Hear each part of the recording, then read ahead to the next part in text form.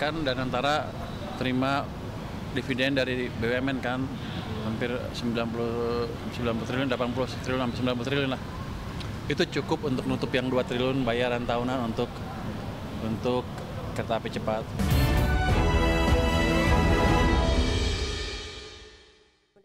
Ya pemirsa dan juga Fajar, ya kebijakan Presiden Prabowo untuk memangkas hampir lebih dari 800 BUMN menjadi 200 dan juga memasukkan warga negara asing menjadi direksi BUMN itu memang merupakan langkah yang cukup berani ya kalau dilihat. Apalagi kalau kita melihat juga berdasarkan data, hampir setengah BUMN Indonesia itu masih belum memberikan pendapatan yang maksimal atau signifikan terhadap Indonesia, dan mungkin kalau jumlahnya diperkecil itu bisa lebih efisien ke depannya. Namun terkait untuk ekspatriat yang masuk ke direksi BUMN itu benar-benar harus hati-hati ya dengan pengawasan dan juga evaluasi yang ketat agar bisa benar-benar transfer ilmu dan juga teknologi dari asing ke Indonesia, bukan hanya membuka dominasi warga negara asing di BUMN Indonesia ya. Ya tentu rekam jejak yang baik, profesionalitas ini harus dikedepankan, begitu pula dengan integritas agar kemudian tidak semata-mata membuka peluang bagi warga negara asing untuk bisa menduduki jabatan di BUMN, namun intinya adalah BUMN agar kemudian bisa memberikan kontribusi yang lebih optimal bagi negara siapapun yang mengisi jabatan di kepemimpinan di BUMN tersebut. Baik, kita bergeser ke informasi lainnya. Pemirsa, Menteri Keuangan Purbaya Yudisadewa optimistis Danantara memiliki kemampuan finansial untuk membayar utang proyek kereta cepat Wush. Ya, BenQ memperkirakan cicilan utang kereta cepat Wush sebesar 2 triliun per tahun bisa ditanggung oleh Danantara. Hal itu disampaikan Purbaya usai melakukan pertemuan dengan CEO BPI Danantara Rosan Roslani serta sejumlah Menteri Kabinet Merah Putih di Wisma Danantara. Menurutnya, Danantara memiliki kapasitas finansial yang memadai untuk menanggung pembayaran tersebut, terutama dari dividen yang diterima dari berbagai badan usaha milik negara. Menurutnya, dana yang dikelola BPI Danantara akan terus meningkat setiap tahun. Meski demikian, Purbaya sempat memberikan kritik terhadap strategi investasi Danantara yang dinilai terlalu banyak menempatkan dana di instrumen obligasi pemerintah. Lebih lanjut, Purbaya menyebut Danantara telah menyetujui pandangan tersebut dan akan melakukan kajian lebih lanjut.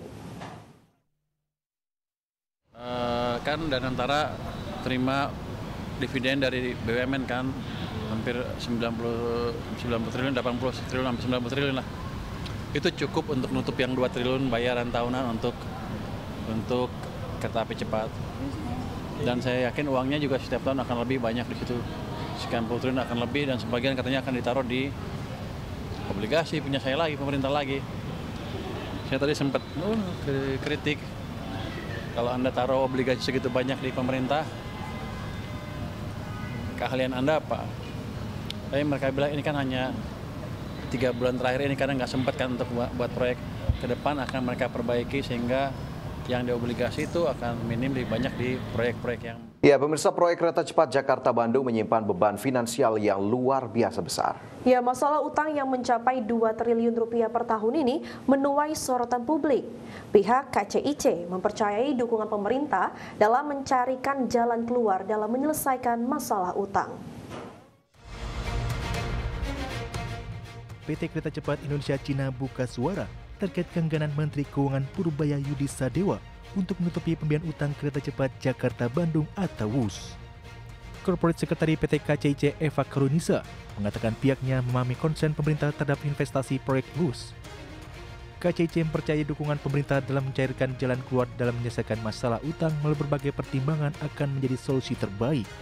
Eva menyebut ada beberapa langkah kereta cepat WUS dalam menjaga keberlanjutan, yaitu melalui railway bisnis maupun non-railway bisnis. KCIC percaya bahwa skema-skema yang saat ini sedang dibicarakan, sedang didiskusikan nantinya akan menjadi solusi yang terbaik. KCIC pastinya juga akan fokus terhadap peningkatan volume penumpang, bagaimana itu nantinya dapat mendukung untuk pendapatan. Karena sampai dengan saat ini kalau kita melihat sangat positif, sejak dioperasikan pada 2023 lalu, hingga saat ini sekitar 11,7 juta penumpang itu masyarakat sudah menggunakan WUS. Dan tentunya upaya kami untuk terus meningkatkan peningkatan volume ini dilakukan baik dalam bentuk inovasi ataupun juga peningkatan layanan lainnya. Seperti diketahui, di balik kecepatan WUS, proyek ini menyimpan beban finansial yang luar biasa besar. Nilai investasinya yang semula diperkirakan sekitar 6 miliar dolar Amerika Serikat kini membengkak hingga 7,27 miliar dolar Amerika Serikat atau lebih dari 115 triliun rupiah. Sekitar 75% pembiayaan berasal dari pinjaman China Development Bank dengan tenor panjang hingga 40 tahun. Sedangkan sisanya 25% dari modal konsorsium pemegang saham. Adapun beban bunga tahunan proyek ini sekitar 1,9 triliun rupiah, angka yang sangat besar bagi proyek yang baru beroperasi. Dari Jakarta, Dilami Aulia, Dede Rudi, Tim Liputan, IDX Channel.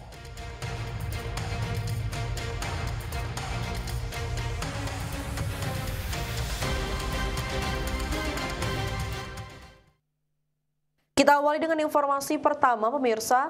Presiden Prabowo Subianto resmi mengubah regulasi yang memungkinkan warga asing memimpin badan usaha milik negara atau BUMN.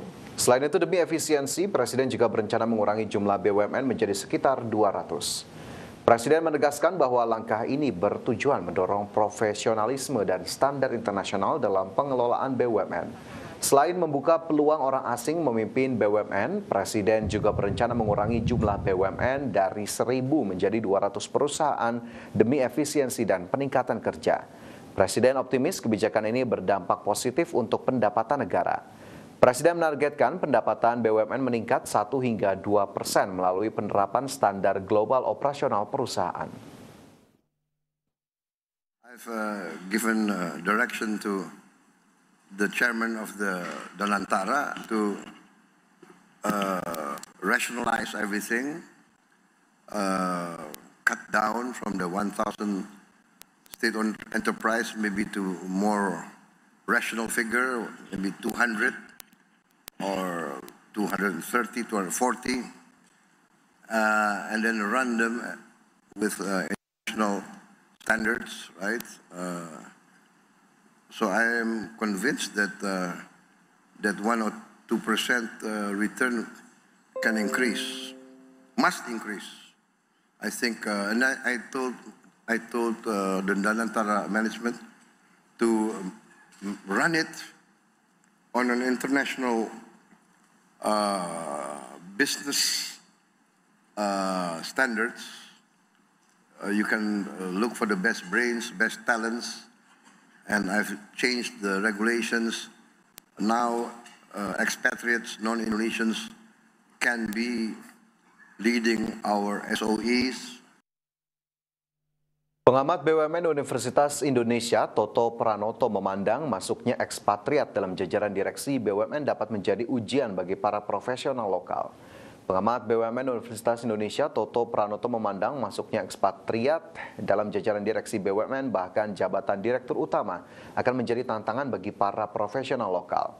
Pasalnya, dengan sudah menjadinya BUMN sebagai super holding, pengelolaannya pun harus dilakukan oleh orang yang memiliki rekam jejak pengalaman bisnis yang dianggap berhasil dan mampu bersaing di kancah internasional, baik itu orang Indonesia maupun ekspatriat. Untuk itu, Toto berharap para profesional lokal agar lebih terpacu dan belajar dari para ekspatriat agar kedepannya dapat menjadi pemimpin BUMN yang lebih baik.